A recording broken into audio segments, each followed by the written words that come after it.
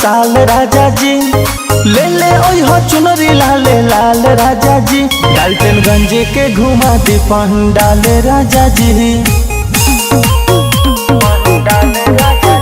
डाल्टनगंज के घुमा दी पंडाल राजा जी।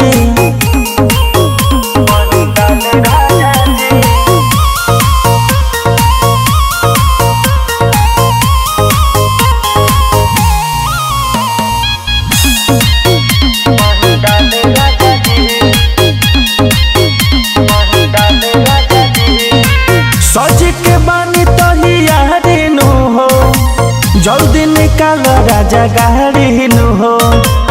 इहे तो बाटे एगो ललसानु जी अंगना में धोइले बानी कलसानु जी। छोड़ दे सब जंजाल राजा जी और छोड़ दे सब जंजाल राजा जी। डाल्टनगंज के घुमा दी पंडाल राजा जी। डाल्टनगंज के घुमा दी पंडाल राजा जी।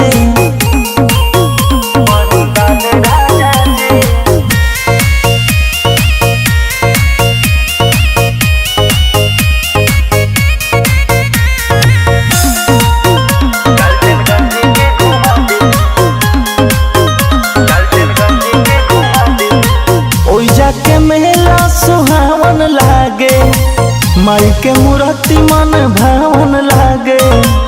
ए अभिमनु पिया मान ली बात रमेश रसीला के ले ली साथ। सुमन सिंह बड़े खुशहाल राजा जी देखो सुमन सिंह बड़े खुशहाल राजा जी। डाल्टनगंज के घुमा दे पंडाल राजा जी।